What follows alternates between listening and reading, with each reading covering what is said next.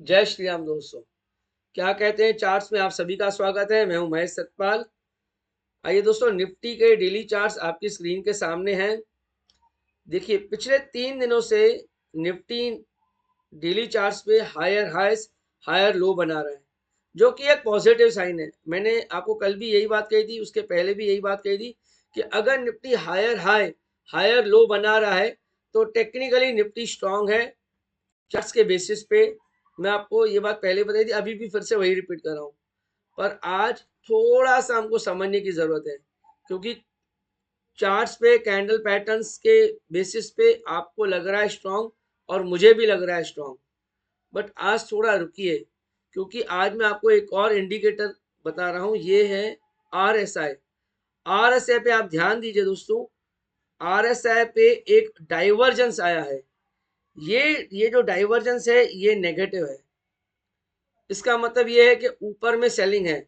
आज ऊपर से जो मार्केट गिरी है, या आज ऊपर 23,322 23,320 आप मोटा मोटी पकड़ के चलिए, और क्लोज हुआ है 23,250।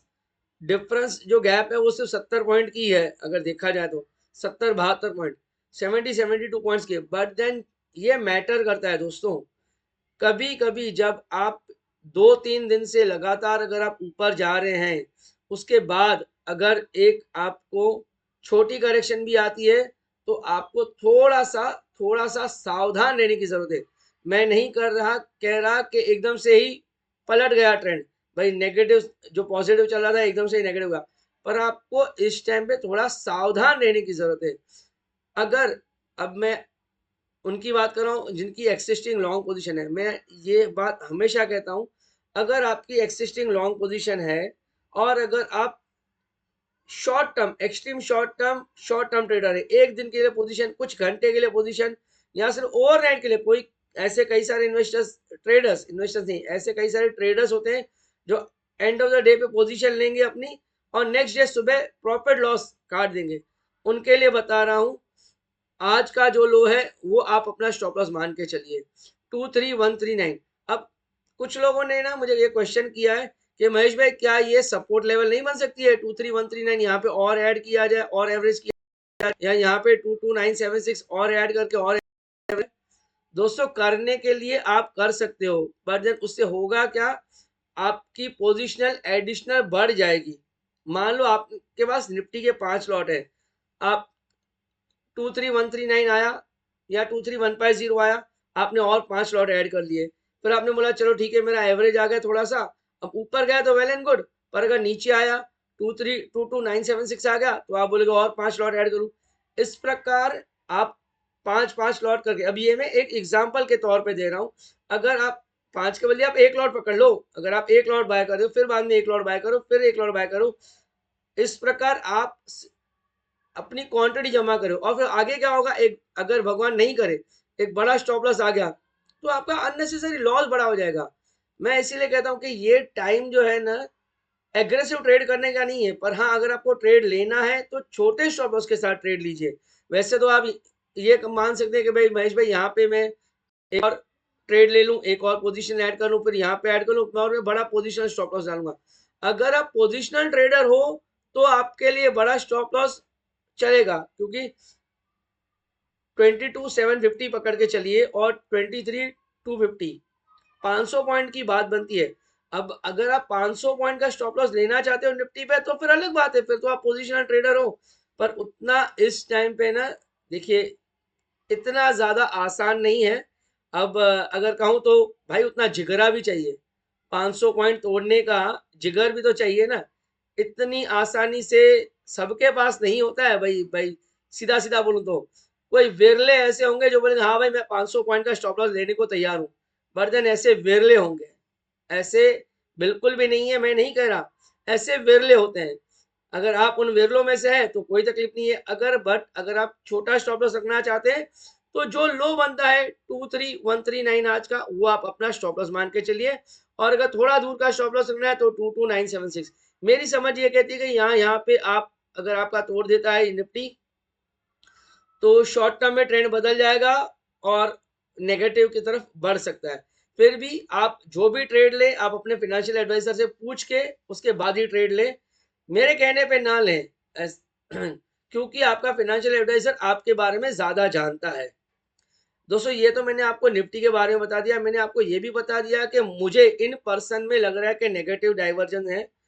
कल के दिन पे हो सकता है थोड़ी बहुत मार्केट करेक्शन है, ऐसा हो सकता है, बट देन वो होगा कब, जब या तो एग्रेसिवली 22976 के निकलना शुरू करे निफ्टी इंट्राडे में, या इसके नीचे 23150 23100 के नीचे अगर क्लोजिंग देता है, तो या 23100 130 के नीचे क्लोजिंग आवे, या इंट्राडे बेसिस पे 22976 इंट्राडे में अगर तोड़ देता है, तो फिर थोड़ी बहुत निफ्टी में करेक्शन और बढ़ सकती है। ये मुझे लग रहा है, ये मैंने आपको अपना व्यू शेयर कर दिया। अब दोस्तों आइए थोड़ा डेटा भी देख लेते हैं एक बार। एफआईआई डीआईएस का डेटा आज बहुत समझने जैसा है। एक मिनट रुकिए।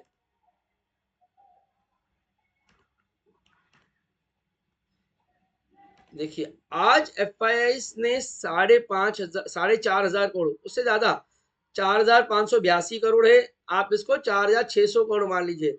नॉर्मली दोस्तों क्या हो रहा था, पिछले कुछ दिनों से जितनी एफआईआई सेल कर रहे थे उससे ज्यादा हम बाय कर रहे थे।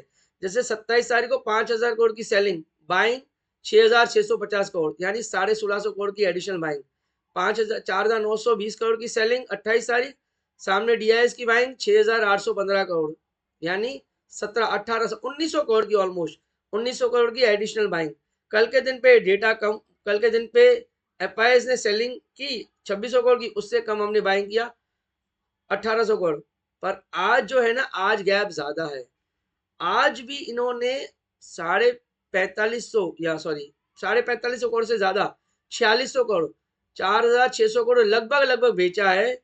पर डीआईएस ने उसके सामने बहुत कम, आधे से भी कम की बाइंग की है, 2100 करोड़ रुपए की, 2160 करोड़ की।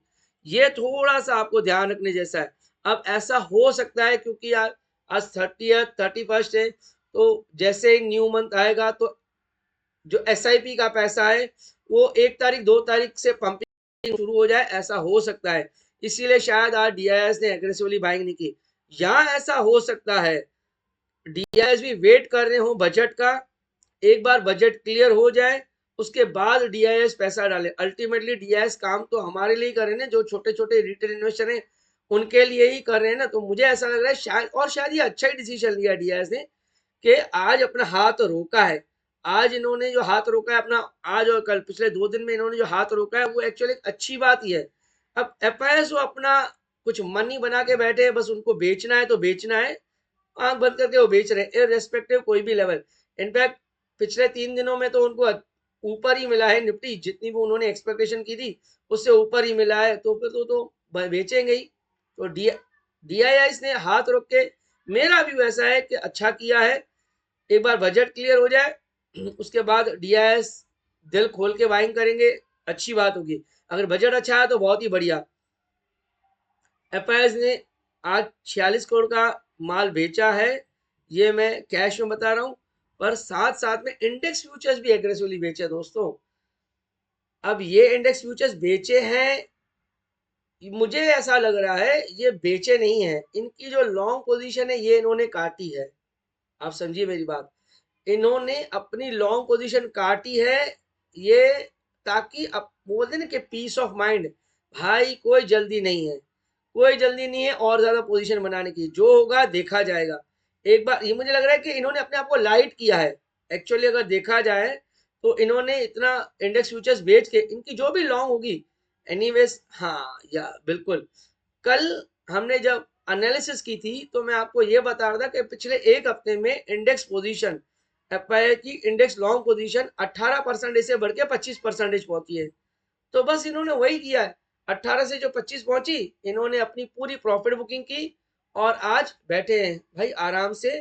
कोई नहीं, कल सुबह 11 बजे पार्लियामेंट में इकोनॉमिक सर्वे प्रेजेंट होगा, उसके बेसिस पे थोड़ा बहुत रिएक्शन आएगा। उससे उसके बेसिस पे रिएक्शन आता है क्योंकि वो पिछले पूरे साल का बही खाता आपके सामने प्रेजेंट होता है, इसीलिए उसका इम्पैक्ट आएगा। कितना होगा अभी वो तो कल ही पता चलेगा। पर परसों जब एक बार बजट क्लियर हो जाएगा उसके बाद में इंडेक्स लॉन्ग पोजीशन और बढ़ाएंगे या नहीं बढ़ाएंगे, वो तो एफआईएस, क्या हम भी डीआईएस भी और एडिशनल बाइंग करेंगे और एग्रेसिवली बाइंग करेंगे या नहीं करेंगे, सब कुछ अब बजट के ऊपर ही डिपेंड करता है। तो 4,150 करोड़ की इनकी इंडेक्स में सेलिंग, छोटी सी बाइंग की है 361.68 करोड़, तो 350 करोड़ आप मान लीजिए। नेट एफआईआई का ही सिर्फ जो इम्पैक्ट है वो 8,370 करोड़ का नेट सेलिंग है। ओवरऑल डीआईएस और एफआईआई मिला के अगर देखा जाए तो मार्केट में से आज 6,203 करोड़, अब 6,200 मान लीजिए, 6,200 करोड़ रुपए मार्केट से निकले ही हैं। अब आपको मैं जो बात बता रहा हूं ये है इंडेक्स लॉन्ग पोजीशन। कल मैंने आपको बताई थी कि एफआईआई की इंडेक्स लॉन्ग पोजीशन कम होके पहुंची है, नहीं सॉरी बढ़ के पहुंची है 25,000 करोड़। अब 25,000 करोड़ के अगेंस्ट में आज एफआईआई की, सॉरी मैं कुछ गलत कह रहा हूं, बिल्कुल बिल्कुल मैं गलत, 25% पे थी एफआईआई की इंडेक्स लॉन्ग पोजीशन, कल 25% थी, आज वो कम होके सिर्फ 11% है। अब यहां से कम होने की चांसेस कम है, आप समझिए। ये नहीं कह रहा कि बढ़ेगी, मैंने ये बिल्कुल भी नहीं कहा कि 11% है, ओवरसोल्ड हो चुकी है तो यहां से तेजी आएगी ही आएगी, ये मैं नहीं कह रहा। ये मैं कह रहा हूं कि यहां से कम होने के चांसेस कम हो जाते हैं। हो सकता है 11 का 10 हुए, 11 का 9 हुए। मुझे नहीं लगता कि भाई यहां से और ज्यादा एफआईआई बेचेंगे, ऑलरेडी काफी ज्यादा लाइट हो चुके हैं, इंडेक्स में अपने आप को लाइट रखा है इन्होंने। यहाँ पे ऐसा मान लीजिए कि जैसे ही कोई पॉजिटिव ट्रिगर आया तो फिर तो दे दनादन एग्रेसिव बाइंग करेंगे फिर एफआईएस। फिर ये नहीं देखेंगे कि क्या भाव चल रहा है, फिर आप 23,500 में दे दीजिए उनको, वो खरीद लेंगे। 23,700 में दे दीजिए, 24,100 में भी दे देंगे तो खरीद लेंगे। मुझे तो ऐसा लग रहा है कि अगर बजट अच्छा आता है तो 1,000 पॉइंट की तेजी आप रूल आउट नहीं कर सकते। 4-5 दिन में 1,000 पॉइंट की तेजी निफ्टी में आना कोई भी बड़ी बात नहीं है। अगर गिर सकता है तो तेजी भी आ सकती है। तो एफआईआई की इंडेक्स लॉन्ग पोजीशन जो इतनी कम है, ये आपको ये बता रही है कि अगर आप शॉर्ट करके बैठे हैं तो आप बेटर बेटर कहीं पे भी अगर आपको अपॉर्चुनिटी मिलती है तो प्रॉफिट बुक करके निकल जाइए। देखिए दोस्तों, आपको लग रहा होगा कि भाई महेश दो बातें कर रहा है, क्योंकि मैंने एक साइड में आपको ये बात बताई कि नेगेटिव डाइवर्जेंस बना हुआ है निफ्टी पे, यानी मार्केट में करेक्शन आ सकती है। दूसरे साइड में आपको बता रहा हूँ कि एफआईएस की लॉन्ग पोजीशन काफी ज्यादा कम है। पर मैं यही बात आपको समझा रहा हूँ, नेगेटिव डाइवर्जेंस है। मैंने ये भी आपको बताया कि 11% एफआईएस की जो लॉन्ग पोजीशन है वो काफी कम है। ये नहीं बोल रहा कि इससे ज्यादा कम नहीं हो सकती। मैंने आपको पहले थोड़ी देर पहले भी ये बताया कि 10 भी आ सकती है, 9 भी आ सकती है। पर मैं ये कहीं पे भी रूल आउट नहीं किया जा सकता कि इससे नीचे नहीं आएगी। नेगेटिव डाइवर्जेंस जो दिखा रहा है उसमें कल प्रॉफिट बुकिंग आ सकती है। ये नहीं कह रहा कि आएगी ही आएगी। हो सकता है कि कल के दिन पे थोड़ी बहुत मार्केट नीचे खुले और फिर बाद में थोड़ी फिर से तेजी लौटे। जैसे अब आपको क्या करना है, अगर आप ये लेवल देख लीजिए, पहली बात तो मैं आपको पिछले 3-4 दिन से बता ही रहा हूँ कि 23,426 जो 21 जून को जो हाई बना है इसके ऊपर अगर ट्रेड करना शुरू करता है तो आप फ्रेश लॉन्ग पोजीशन क्रिएट कीजिए। बट देन अगर आप शॉर्ट पे बैठे हो, अब मैं आपको बता दूं, अगर आपकी शॉर्ट पोजीशन है और कल अगर नीचे निफ्टी खुलता है तो कोई प्रॉब्लम नहीं है। बट अगर इसके ऊपर 23,322 अगर आपको छोटा स्टॉप लॉस डालना है तो 70-80 पॉइंट का डालिए, थोड़ा अगर बड़ा डालना है तो 23,350, 25-50 पॉइंट आगे पीछे आप खुद से कर लीजिए। ये मतलब स्पून फीडिंग नहीं हो सकता है। 23,350 मान के चलिए, अगर आपको छोटा स्टॉप लॉस डालना है तो लगभग लगभग आपका 100 पॉइंट का बैठेगा, बड़ा आपको 175 पॉइंट का स्टॉप लॉस अगर आपकी एक्सिस्टिंग शॉर्ट पोजीशन है तो। प्रॉफिट बुकिंग कहाँ पे करनी है, ये पहली लेवल है 22,976 आता है तो प्रॉफिट बुक कर लीजिए। अगर यहाँ पे भी अगर आपको बुक करना है 23,139 तो वहां पे बुक कर लीजिए। और पूरा ही मतलब समझिए कि भाई एक साथ ही पूरा समेटना है तो जैसे जैसे जितना जितना नीचे गिरते जावे आप अपना स्टॉप लॉस रिवाइज करते जाइए। यहाँ पे अगर आ जाए तो अपना स्टॉप लॉस ऊपर कर दीजिए, 23,150 के आसपास कर लीजिए।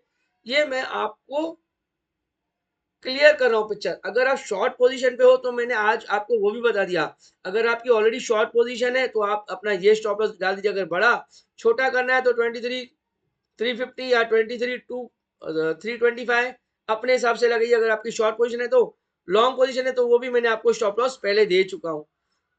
तो दोस्तों ट्रेड कौन से भी साइड हो सकता है, थोड़ी सी मार्केट अभी भी कंफ्यूजन क्रिएट कर रही है। एफआईआई का डेटा ये बता रहा है कि ओवरसोल्ड हैं, पर इसका मतलब ये नहीं कि और ज्यादा करेक्शन नहीं आएगी। दोस्तों मेरे हिसाब से काफी मैंने आपको आज इंफॉर्मेशन दे दी है। आप अपना डिसीजन अब यहाँ से खुद ले सकते हैं। अभी आपको शॉर्ट करना है, लॉन्ग करना है। आज का वीडियो थोड़ा बड़ा हो गया है, पर कभी कभी हो ही जाता है दोस्तों। इसमें कुछ कर नहीं सकते। जब ज्यादा गहराई से समझाना है तो समझाना पड़ेगा मुझे आपको, ताकि आप अपना सही डिसीजन ले सके। अपना ख्याल रखिए, अपना ध्यान रखिए। जय Shri Ram. Disclosures. Investment in securities market are subject to market risks. Read all the related documents carefully before investing. Investors are responsible for their investment decisions and are responsible to validate all the information used to make the investment decision.